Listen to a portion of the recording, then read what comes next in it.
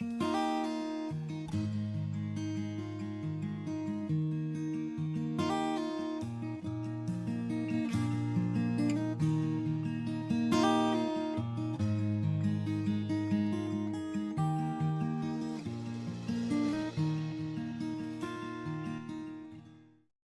a todos y todas, gracias por estar ahí, escuchando aquí en el lado B.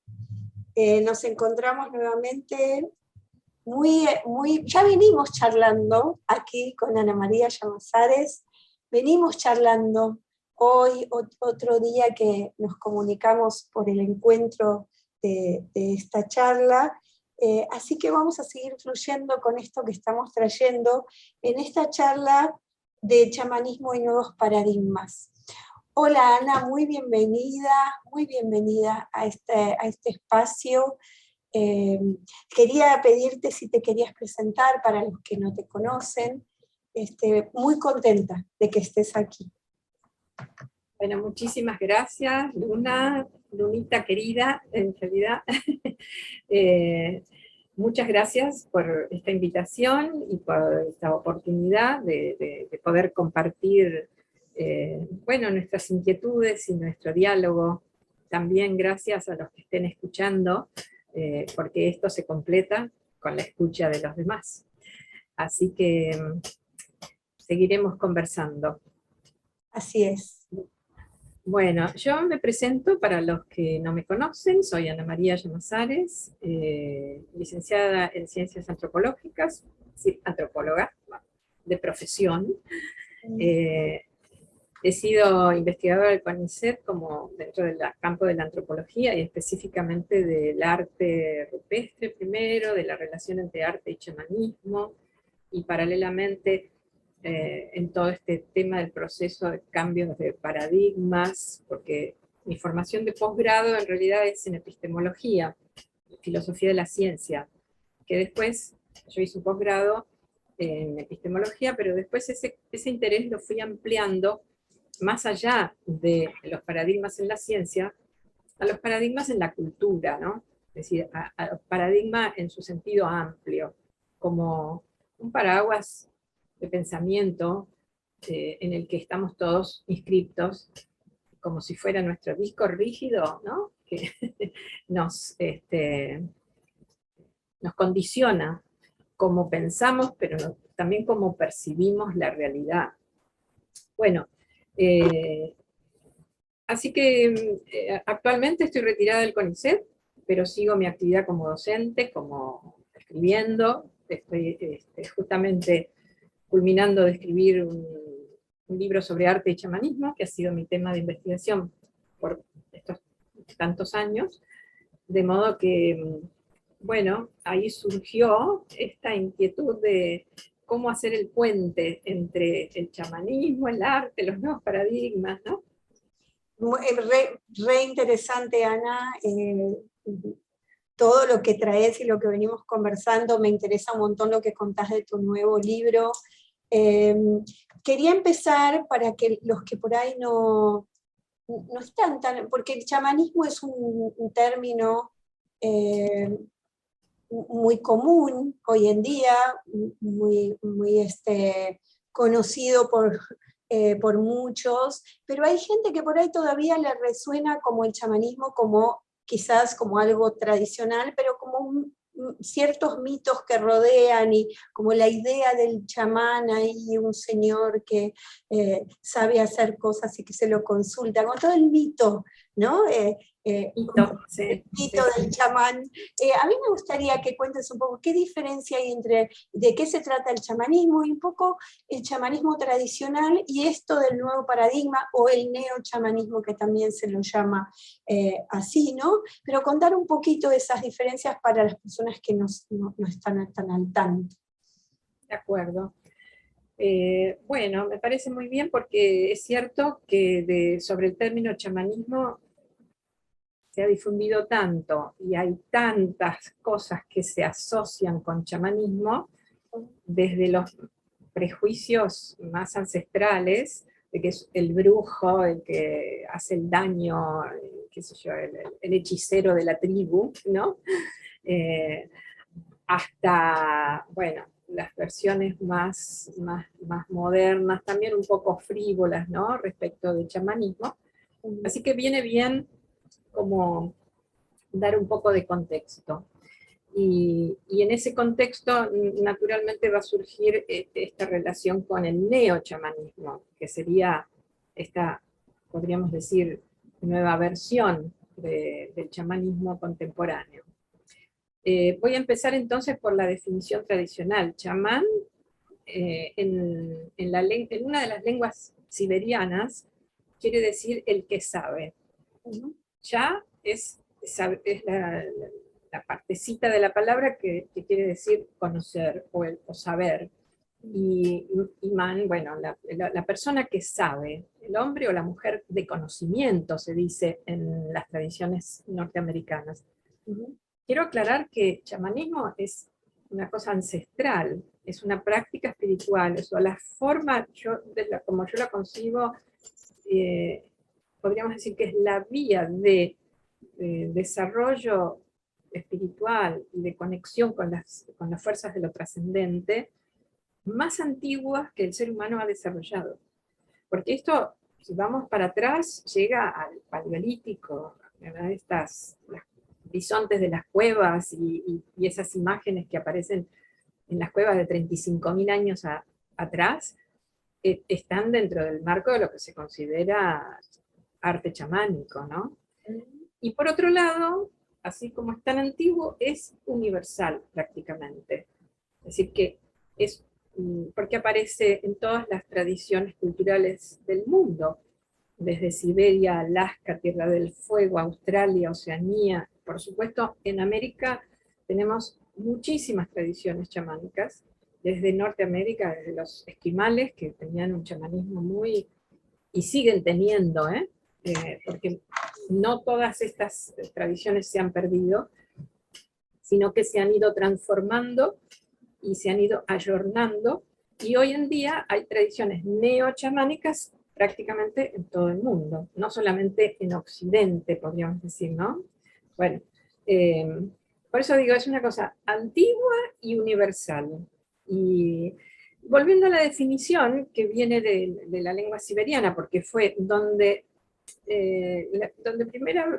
por primera vez un occidental se encuentra con un chamán, o con una cultura chamánica, fue en Siberia, en la época de los zares, siglo XVIII, cuando un diplomático holandés hace un viaje, de esos viajeros, ¿no?, que recorren el interior, las estepas, y ve a estos personajes vestidos con pieles, con máscaras, con cuernos, tocando unos tambores gigantescos, bailando sin cesar hasta caer en trance, y después adivinando el futuro y diciendo cosas y entrando en un estado, y mientras tanto curando gente, por ejemplo, ¿no?, en medio de ese trance. Bueno, así que de allí viene la palabra shaman, con X, shaman, que significa el que sabe. Y remitiéndonos a esa definición, podemos decir, ¿qué es lo que sabe ese hombre o esa mujer? ¿No? ¿Qué sabe? ¿Cuál es ese conocimiento? ¿No?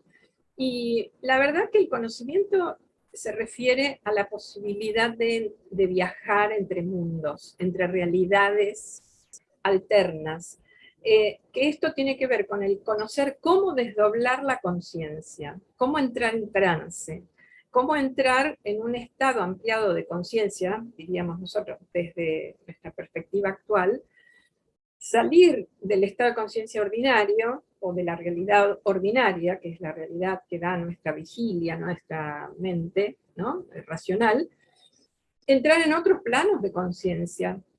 En esos planos, encontrar entidades, ir a lugares, recuperar pedazos del alma perdida, luchar con fuerzas hostiles, bueno, y también traer información sobre el futuro, que es en esas realidades donde no hay una línea del tiempo, entonces son campos de información visto desde la actualidad, digo, ¿no? campos de información de donde trae conocimientos. Y después los tiene que reintegrar a la vida en comunidad, porque el chamanismo es un servicio a la comunidad, realmente, ¿eh? Eso es importante decirlo. La figura del chamán no es, primero, dentro de una comunidad tradicional no cualquiera era chamán o es chamán. Totalmente. Después, cuando una persona que tiene condiciones es llamada, siente la llamada a iniciar el camino chamánico, estoy hablando en situaciones de comunidades tradicionales, pero también en las comunidades indígenas actuales pasa, la verdad que es como un llamado que no se puede desoír. Exactamente. No podés decir no y hacerte el tonto y mirar para otro lado, porque te sigue y te puede traer consecuencias todavía peores, una enfermedad. Siempre se manifiesta, la vocación chamánica se manifiesta de una forma a veces traumática, podríamos decir, ¿no? Eso, ahí te va, es súper interesante todo lo que traes, pero se me aparecían un montón de preguntas. Pensaba en el lugar iniciático, ¿no? Como el chamán, como partiendo de esto, ¿no? De lo iniciático, que es iniciado en algo a través de algo que no es así como fácil, sencillito. No, claro. No es un camino de rosas, no es un lecho de rosas. Exactamente. Digamos que este conocimiento se adquiere atravesando situaciones de muerte y renacimiento. Así, situaciones de pasaje e iniciación. Por eso se llama de iniciación. Estos son ritos que vienen de la antigüedad. Esto es un conocimiento que viene, bueno, desde la Grecia antigua, ¿no? Tener que pasar por pequeñas muertes, a veces son muertes físicas y volver, y regresar de una muerte física. Estas son situaciones iniciáticas bastante frecuentes, o accidentes, o ataques, o enfermedades, o situaciones, o bueno, también hay muchos relatos de iniciaciones a través de, no sé, que le cae un rayo, fuerzas naturales, ¿viste? Sí, sí, sí. La otra forma el otro camino, digamos, es que generalmente es un conocimiento que se transmite generacionalmente o de maestros a discípulos. Entonces, aparece un guía en determinado momento y te empieza a volcar información. O viene a través de sueños, y es padre, madre, tíos, abuelas, abuelos, ¿no? Que se presentan a veces incluso en sueños y te van, digamos, formando, ¿no? Pero es un camino que está, como podríamos decir, amojonado por experiencias iniciáticas, el camino chamánico. Y la persona de alguna manera se convierte en su propio agente de curación, como alguien que está, ponele, a partir de esas experiencias iniciáticas, herida, ¿no? O hace un encuentro con la vida como muy traumático, intenso, que la conecta, la saca de su realidad cotidiana de una manera muy intensa, y de alguna manera cuando hablabas me traía Quirón y Dionisios, ¿no? Como hay algo de lo quironiano de a través de mi propia enfermedad yo voy aprendiendo un montón de formas que después voy a compartir o ayudar a otros, ¿no? ¿Hay algo de esto también ahí? Sí, totalmente. Bueno, la figura de Quirón mitológica, que es un centauro, está directamente relacionada con el chamanismo, porque a su vez en el chamanismo, sobre todo en este chamanismo antiguo, tradicional, siberiano, el caballo era uno de los animales iniciáticos por excelencia. El caballo era, bueno, generalmente como el chamanismo nace de una relación tan íntima con la naturaleza, la personificación o la manifestación de las fuerzas dentro de la concepción chamánica de las fuerzas espirituales, es a través de animales o incluso entidades que son vegetales, plantas, o entidades sobrenaturales, ¿no? Seres espirituales que vienen de otras dimensiones, que no son propias de este mundo, ni vegetales, ni minerales, ni nada, son distintas. Pero en general, la interacción es con animales o con las plantas, que tienen su espíritu también de cada planta, ¿no? Y entonces, volviendo a Quirón, Quirón es muy chamánico, tanto la vida de Quirón en el mito, como vos mencionaste a Dionisos, es otra de las figuras, para mí, chamánicas de Occidente más claras, ¿no? Porque Occidente también tiene sus raíces chamánicas, o ha tenido sus raíces chamánicas. Después se transformó en el Occidente racionalista, materialista y empirista. Pero ahí, Ani, es donde aparece esto de como dos formas como antagonistas, ¿no? Como el chamanismo y de alguna manera el pensamiento moderno como dos paradigmas que aparecen como antagónicos, y donde el chamanismo se busca mucho porque propone una integración y algo que el pensamiento moderno anula, ¿no? Como si fueran dos pensamientos antagónicos, que me parece interesante esto que traes, ¿no? Como, y empezar a meternos en esto, de qué pasa con el chamanismo ahora, ¿no? En esto del neochamanismo, del pensamiento moderno. Pero antes de pasar a ese punto, quería redondearlo de Quirón, porque Quirón no solamente porque es un centauro y tiene una doble naturaleza, humana y animal, sino por toda su vida, porque pasa por situaciones de dolor desde el abandono de sus padres hasta la herida que recibe y que lo convierte en el arquetipo del sanador herido, porque es una herida que no sana.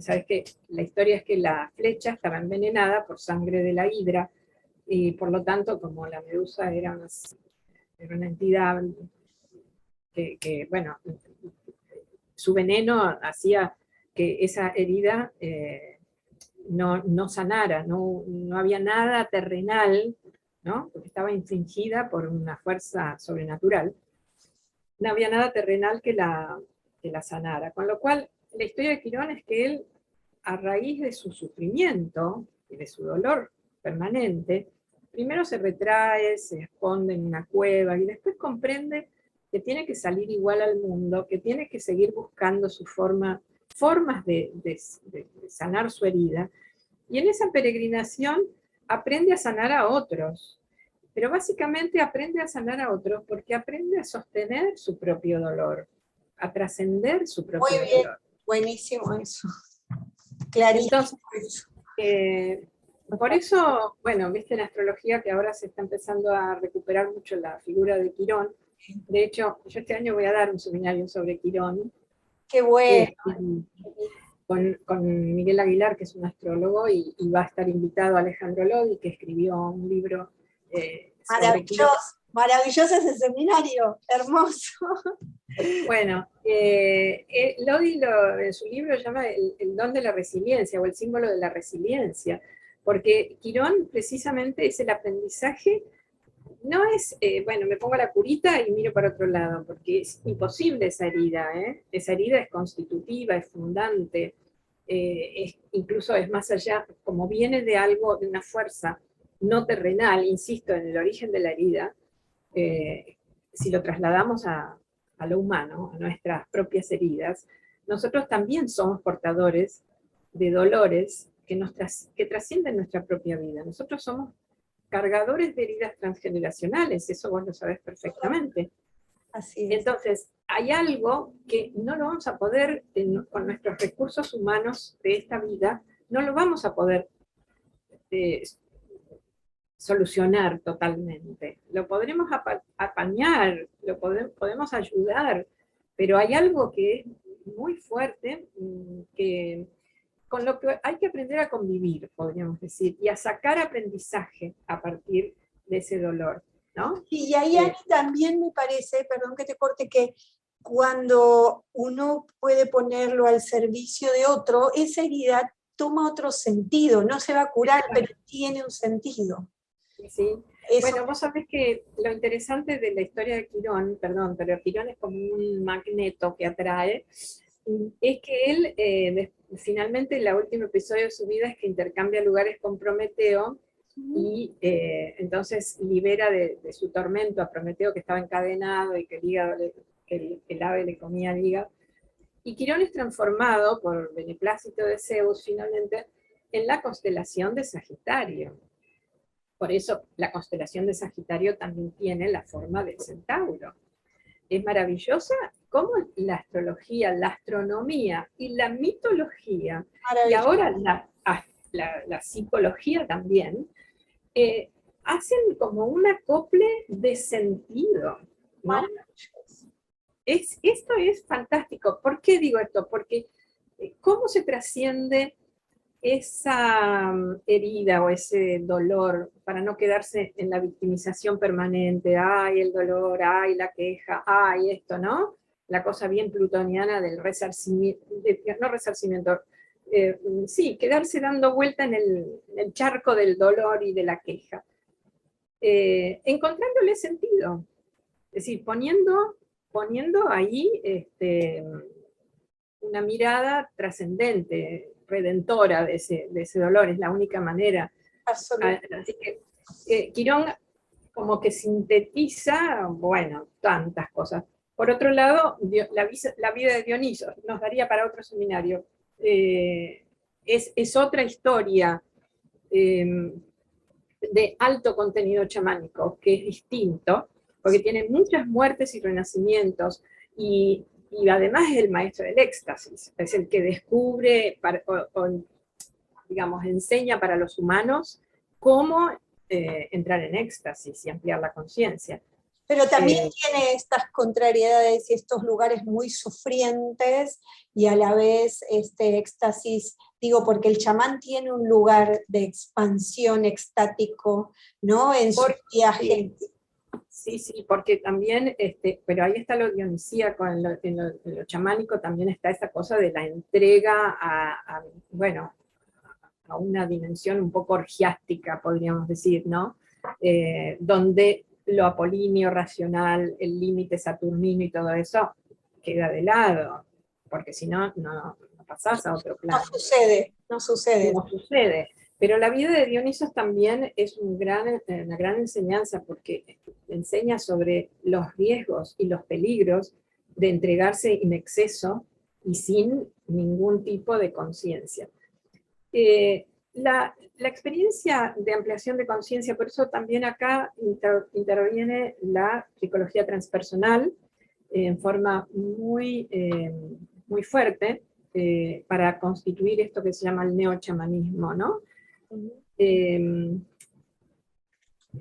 Hay un antropólogo español que se llama Joseph Fericla, que habla de los estados chamánicos de conciencia como estados dialógicos de conciencia. Eso es interesante. ¿Por qué? Porque lo que sucede en esos estados es que se desdobla la conciencia. Una parte de la conciencia se permite explorar otras dimensiones y perder los bordes, podríamos decir. En cambio, otra parte está siempre atenta y manteniendo la función testigo. Es decir, el observador. El observador, para que no se vaya de mambo, vamos a decirlo así. Totalmente. No se transforme, como pasa digamos, con las sustancias y con la droga y con el éxtasis, digamos, muy orgiástico que también hay en nuestro occidente contemporáneo a través del uso de sustancias químicas, de alcohol, de mezclas de música fuerte, etcétera, ¿no? De todo esto que también se fomenta culturalmente, ¿no? Eso hay que distinguirlo bien, porque sí. Una cosa es perderse, salirse de la realidad ordinaria porque no la tolero, porque no me la banco, porque me quiero evadir, Y otra cosa es entrar en otros estados de conciencia para hacer un trabajo de autoconocimiento y adquirir más conciencia, no para perder conciencia. Para poder integrarlo, porque vos pensás en este abuso que es, no es disociar lo que dijiste, como evadir, ¿sí? Como sería como una función de Neptuno más, ¿no? Neptuno en la carta como algo que pierde bordes, pero para evadirse, porque no tolero la realidad, y en el fondo quizás hay una búsqueda, ¿sí? También de todo esto, pero se evade, no lo puede integrar, y pierde total sentido. Me parece que este borde es complejo, ¿no? Como porque se fomenta algo. Sí, este es un borde complejo. Desde la historia de la conciencia podríamos decir que estamos recién ahora, en la posmodernidad o en este momento del contemporáneo, un poquito más en condiciones de explorar los estados transpersonales de conciencia con más elementos. Porque no por nada, digamos, la humanidad atravesó el estado de la modernidad, es la constitución de un ego, un sujeto que ahora también por ahí nos vamos de mambo en cuanto al control, el hiperracionalismo, ¿no? El descreimiento, el escepticismo, etcétera, todo lo que trae esa conciencia. Pero la noción del yo constituido es la que permite tener un eje también. Es a partir de ese centro que también se puede generar esta, podríamos decir, apertura o posibilidad de apertura que en realidad recién comienza, en términos del largo plazo estoy hablando, ¿no? Pensá que Urano se descubre recién en el siglo XVIII, Neptuno en el XIX, Plutón en el 30, Quirón en la década del 30 y Quirón en la década del 70 del siglo XX. Con lo cual, es muy reciente. Estamos ahí. Y el psicoanálisis, la apertura al inconsciente, Jung, la mitología, todo esto, la psicología transpersonal, es de antes de ayer en estos términos. Entonces, pero sin embargo, todo esto converge en este momento histórico, dando la opción a decir, bueno, es una invitación a explorar la conciencia, el fenómeno de la conciencia, que es mucho más amplio, mucho más complejo de lo que nosotros creemos y queremos, digamos, pensar como solamente, ¿viste?, manejarse en esta franja de la realidad ordinaria del método científico o del pensamiento racional. Es algo tan enorme, tanto para arriba, para los costados, para abajo, para todos lados, las dimensiones transpersonales. Es como meterse en un bosque encantado y de vuelta hay que ir con una brújula y con una antorcha o una lámpara bien fuerte y que nos guíe, ¿no? Ese es el riesgo. El neochamanismo contemporáneo también es un fenómeno un poco border con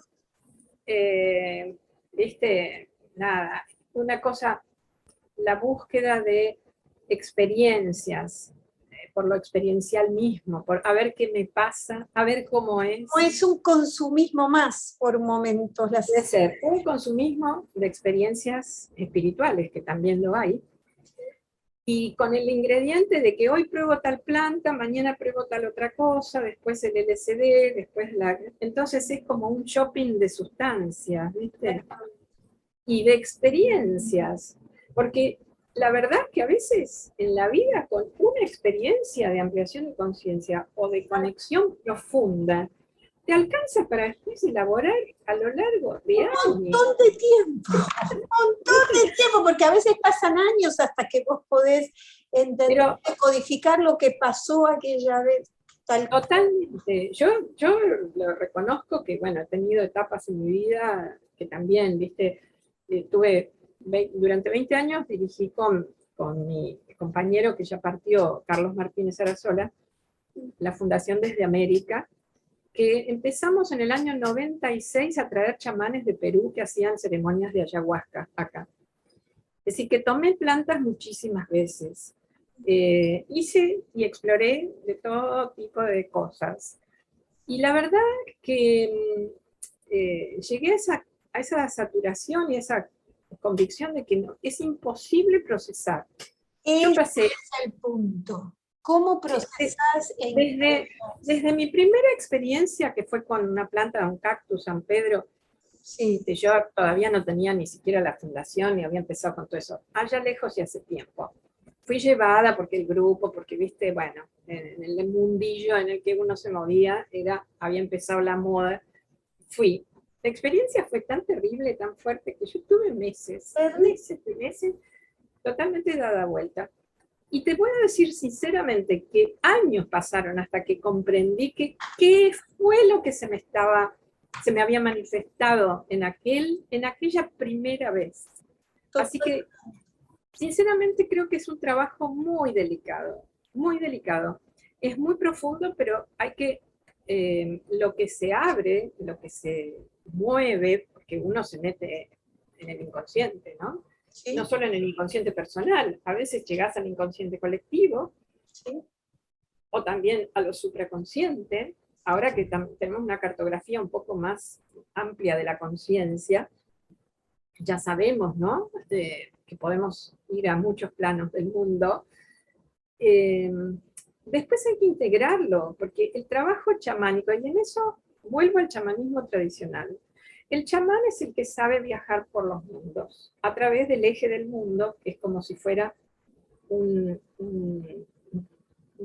columna, ¿no? Que muchas veces está representada por el tronco de un árbol, o por una pirámide, o por una escala de cuerdas, algo que representa ese eje que ensarta y conecta todos los planos del mundo. El plano de arriba, el plano de abajo, un inframundo, y el plano del medio, que es donde vivimos nosotros.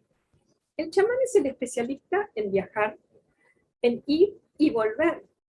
A ver, el ir es muy importante, saber cómo entras en éxtasis, cómo amplias la conciencia. Pero el volver es más importante aún, porque si no te quedas como un loco pedaleando en el aire, colgado por ahí. Total. La idea es que vos vayas a hacer una tarea, a traer un conocimiento, a recuperar, no sé, una parte del alma, que sería una forma de sanación, y que puedas regresar al plano de la cotidianidad, a tu realidad ordinaria, trayendo algo de ese conocimiento que sirva para vos Acá, o Ani, para los demás. te corto un momento porque me parece interesante que a veces tenemos la fantasía, el yo tiene la fantasía de que ese viaje o eso que estoy haciendo me tiene que servir para algo, ¿no? Me tiene que ser útil y además para que todo esté bien en función de lo que yo quiero que esté bien.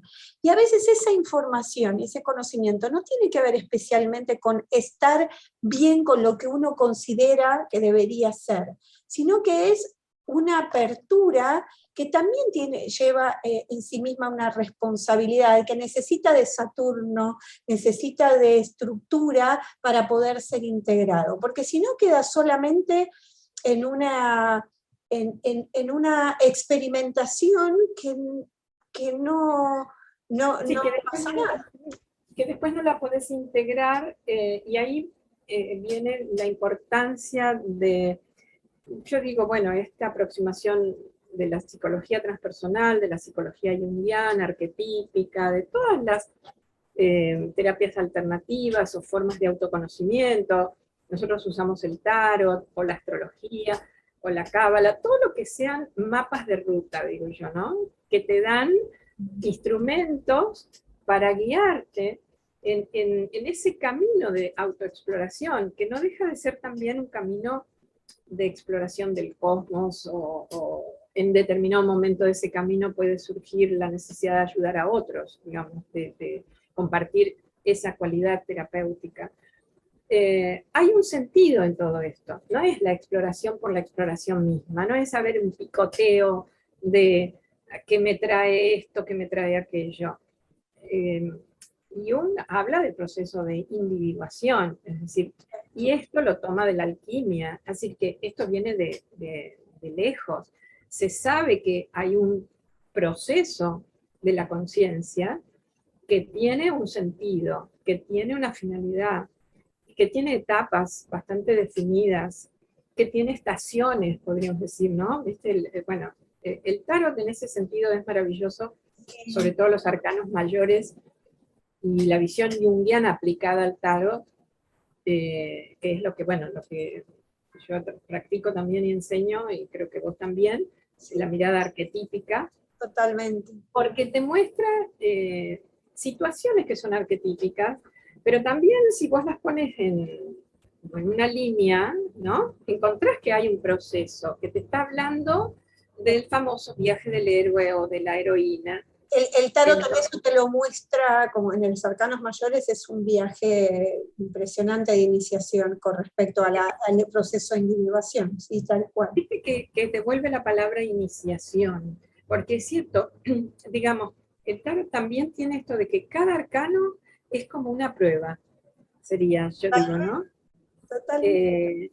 Uno vive situaciones que yo a veces me saco un arcano, depende de lo que estoy trabajando, y me dura un montón, ¿viste? Porque lo tengo ahí, porque lo miro y y me sigue hablando. Una cosa, bueno, son las tiradas, que tampoco, acá viene bien por ahí aclarar la diferencia entre adivinar el futuro y orientar el viaje personal, sería obtener elementos, brújula, para comprender cuál es el proceso que estás atravesando. ¿De dónde venís? ¿A dónde vas? ¿O a dónde querés ir? ¿O a dónde quiere ir tu alma? Porque también acá hay que hablar de que tenemos distintos niveles de, digamos, distintos núcleos de conciencia, ¿no? El yo y el sí mismo claramente como un núcleo más superficial, más evidente, primero, que lo formamos, digamos, en la primera etapa de la vida, y un núcleo más profundo, que es como esa voz del alma, esa conexión con lo superior. De alguna manera todo el viaje es descubrir eso también, ¿no? La formación del yo para poder descubrir eso más. Exactamente. Es decir, tenemos que formar el yo, claro, para después trascenderlo, para poder escuchar esa otra voz, pero sin perder las cualidades de centración y de ordenamiento que nos dio el yo. Porque si no pasás a la psicosis, a ver, podés pasar ahí rápidamente, si no tenés un yo, te podés perder en cualquier estado. Totalmente. Con esto que estamos trayendo, Ana, se me trae esta situación del chamán tradicional, donde hay un lugar de poder, un lugar donde lo que el chamán decía, ¿no? era indiscutible, este lugar indiscutible, ¿no? Donde el otro sabe perfectamente. Digo, acá hay un cambio donde estamos entrando en un paradigma, esta frase que te compartí de convertirse en el propio agente de sanación, y donde esa verdad indiscutible desde alguien allá afuera, ¿sí? Empieza a cuestionarse. Por lo menos desde mí soy alguien que ha transitado bastante esos vínculos y que me ha permitido en la experiencia de alguna manera encontrarme con mi propia guía y cuestionarme si de verdad esa entrega de poder a veces se vuelve muy tóxica en sí misma, donde antes era muy importante porque el chamán cumplía una función en esa lógica, en ese paradigma, en ese tiempo. Ahora el paradigma fue cambiando, y entonces ahora, ¿cuál sería la función?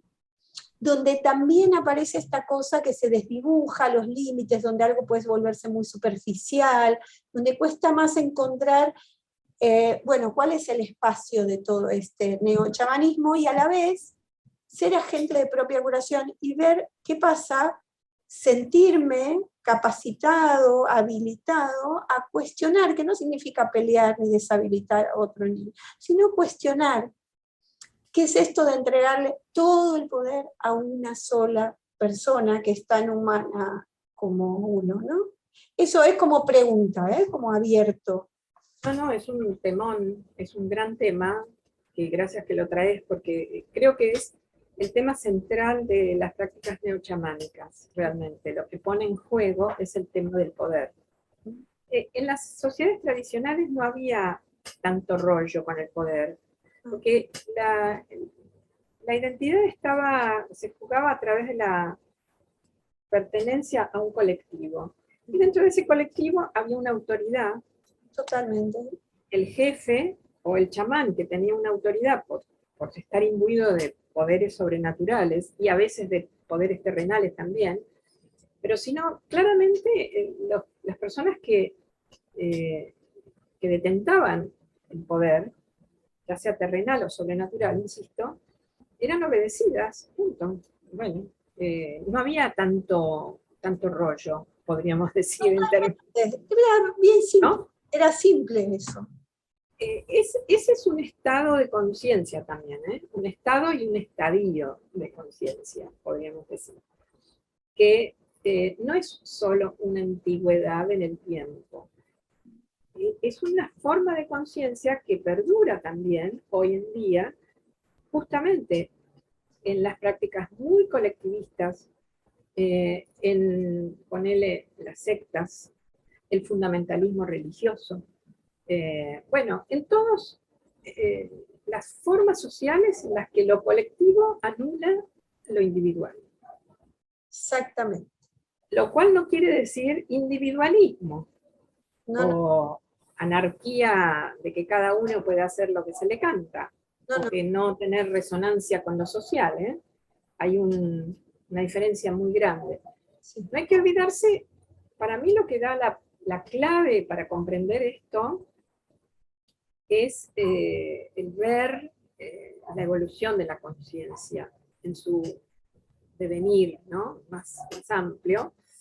Y esto que hablábamos de cómo la modernidad jugó el papel, el rol de constituir la función del sujeto, del que se autorreconoce por su originalidad, por su diferencia, sin creerse que por eso tiene que estar, digamos, separado o poder hacer lo que se quiere, ¿no? Pero sí tener conciencia de la individualidad, de la singularidad, podríamos decir. Ahora estamos, estos nuevos paradigmas que están empezando a abrir, podríamos decir, un nuevo estadio de conciencia que es de vuelta a la búsqueda de reunificarse con lo colectivo, después de haber atravesado o estar atravesando una fase de individualismo muy extremo, donde nos hemos creído que somos todos seres separados, que no tenemos nada que ver, que no hemos cortado vínculos con lo sagrado, con la naturaleza, con la tierra, con nosotros mismos, nuestra interioridad, nuestra emocionalidad, con los otros planos de conciencia. Entonces todo se sobrevaloró por el hacer, el rendir y el pensar.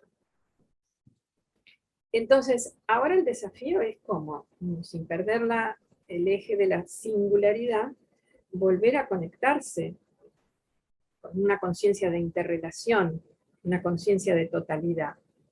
Ahora, por eso surge esta necesidad de reconocer el poder personal como el ser nuestro propio maestro interior, en donde la tentación es de vuelta, como ese poder es a veces difícil de reconocer, porque significa hacer todo un viaje, el famoso viaje del héroe, y el trabajo que eso significa, es mucho más fácil entregar el poder, seguir obedeciendo. Absolutamente. Y ahora, en vez de ser un jefe, un padre, un gobernante, puede ser un jefe espiritual, un gurú, o lo que sea. Que esa entrega de poder es como algo parecido a la infancia, donde había papá y mamá que me decían, entonces yo no tengo que hacer mi camino por mí mismo, porque después cuando ese falla, entre comillas, yo tengo a quien echarle la culpa. Me parece que nos cuesta como seres humanos decidir, porque decidir significa me voy a hacer cargo de las consecuencias, y a veces eso lleva un montón de contradicciones internas, ¿no? Como cuando en la carta de los amantes en el tarot empezamos a encontrarnos que el deseo no es tan una sola cosa, y empieza la contradicción, ¿no? Y hay que ser, y lo interesante de estas encrucijadas, porque vos mencionás la carta de los amantes, que es la encrucijada, es que la enseñanza de hacernos responsables. Hacerse responsable es ser capaz de responder. Exactamente. Desde un lugar maduro, adulto, no responder automáticamente, reactivamente, o desde un lugar puramente emocional o desde un puramente mental, sino desde un lugar por eso, viste, la carta de los amantes, ese angelito le está indicando el lugar del corazón. Y se lee desde una cosa más superficial y romántica a veces. Ay, es que tiene que seguir a la novia que está del lado izquierdo y dejar a la madre que está del lado derecho. Un poco sí, también es cierto eso, ¿no? Esa disyuntiva se juega mucho, la familia o lo nuevo. Se juegan los opuestos en esa carta, ¿no? Se juegan los opuestos, las polaridades. Por supuesto, sí, porque es lo conocido frente a lo desconocido, Claro.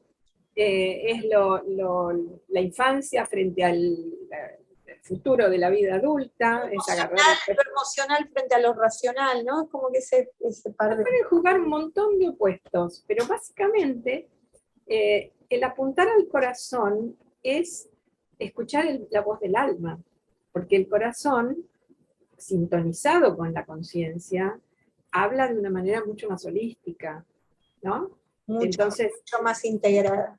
Mucho más integrada. Y para mí eso siempre que me salen los amantes, cuando estoy en una situación así de tomar una decisión, ¿qué hago? ¿Me voy? ¿Me quedo? ¿Hago esto? ¿Elijo o elijo aquella? ¿No? La respuesta siempre viene por esto, que también desde el chamanismo lo inmortalizó Castaneda, seguir el camino del corazón, ¿no?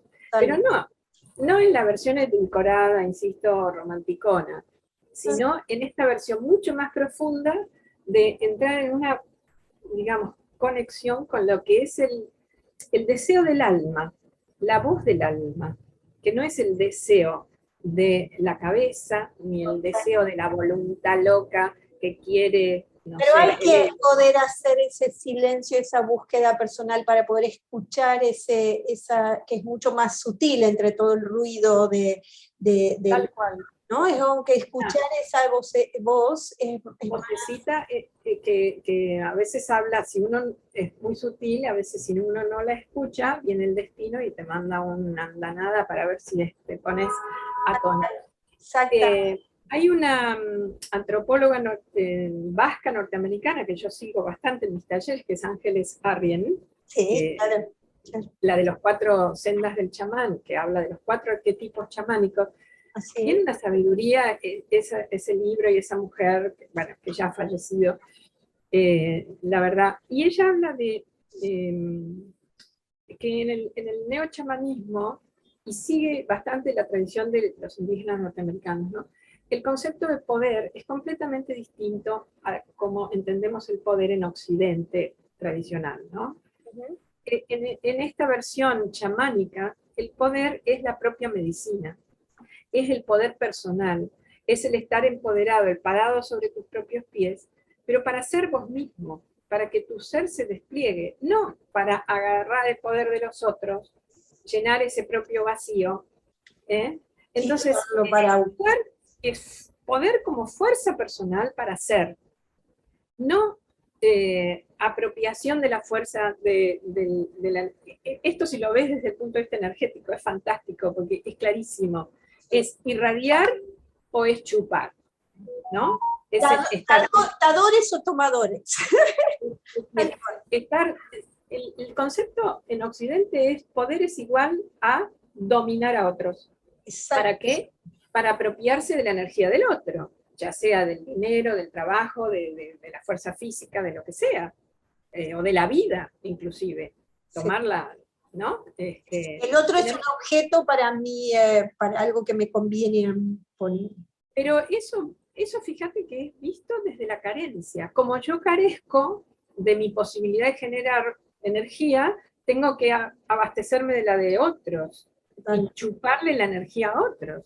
Esto lo vemos todos los días, porque estamos rodeados de este jueguito. Estos son los juegos de poder, todo el tiempo. Claramente. Hoy en día nuestra sociedad se juega en ese lugar. Totalmente. Qué bueno la esta idea diferencia que haces, Ani, perdón, esta diferencia que haces entre el poder en lo chamánico tiene una definición totalmente distinta de lo que nosotros vivimos como poder. sí, que no es solo lo chamánico, porque también muchas otras tradiciones, por ejemplo, se me vino a la cabeza Chopra cuando habla de la abundancia, viste que ha sido tan criticado. Cuando vos estás situado desde el ser, desde un centro que tiene confianza en su capacidad de generar, es capaz de irradiar y hasta de derramar esa energía hacia los demás, naturalmente, no por ostentación, por Y no como una cosa voluntaria desde el pensamiento. no, sí, que sucede naturalmente. Esa es la abundancia, porque esto va y viene, sería, ¿no? Va y viene. Y si vos, en realidad, entonces vos te situás desde el lugar de la abundancia, de la confianza y de la producción, podríamos decir, ¿no? Yo produzco mi energía, pero la produzco no desde el látigo que, bueno, hoy hago, porque nosotros somos muy desde eso, ¿no? La otra forma de concebir el poder se sitúa desde la carencia, desde el miedo a no tener. Esto es tan básico, pero tan básico que podemos ir hacia estadios, no sé, pre. Sí, total. Porque si te sitúas desde la carencia, yo no tengo, y entonces tengo miedo a no tener y a morirme porque no voy a tener energía, vida, Sí, alimento, no sé, teta, lo que vos quieras, y sí. después dinero, no sé, sexo, lo que quieras, ponerle ahí. Entonces tengo que juntar, tengo que tener, ¿no? Esa es la base, fíjate cómo nuestra sociedad hipercapitalista está montada sobre esta concepción tan, tan básica, tan El básica. principio de supervivencia casi, ¿no? Es como... Un principio tan elemental y emocionalmente lo que está detrás es el miedo a no tener y a no confiar en la propia capacidad. No es solo la propia capacidad de producir, yo digo, ya yendo más hacia lo jupiteriano, es la confianza en la abundancia del cosmos y que uno como parte del cosmos, si entras en esa sintonía, vas a ser atravesado por la fuerte de la abundancia. ¿Viste? Totalmente, totalmente. Y bueno, eso te cambia completamente la perspectiva, es como si estás en, ¿no? Vos decías, son dos miradas distintas, sí, claramente, son dos paradigmas, por eso yo que he trabajado mucho sobre cómo interpretar el arte chamánico de culturas tradicionales, también integrándolo de los paradigmas, digo, para poder mirar estas imágenes desde otra perspectiva, hay que hacer un cambio de nuestro paradigma propio, previo, ¿viste? Porque si vos mirás desde el paradigma racionalista, empirista, descriptivista, qué sé yo, un caballo con 4 cabezas, decís, es un ser monstruoso, es una cosa anormal, ¿no? Se fumaron un porro en la cueva y pintaron un caballo de 4 cabezas. Bueno, entonces tenés que poder atravesar esos preconceptos tan estructurados, de que un caballo tiene una cabeza, un cuerpo, una cola, punto, no tiene otra cosa posible. Cuando vos entras en otros estados de conciencia, que es un poco la lógica de los sueños, de lo onírico, un caballo puede tener 3 cabezas, 4 colas, lo que sea, porque eso tiene otro significado, tiene otra lógica.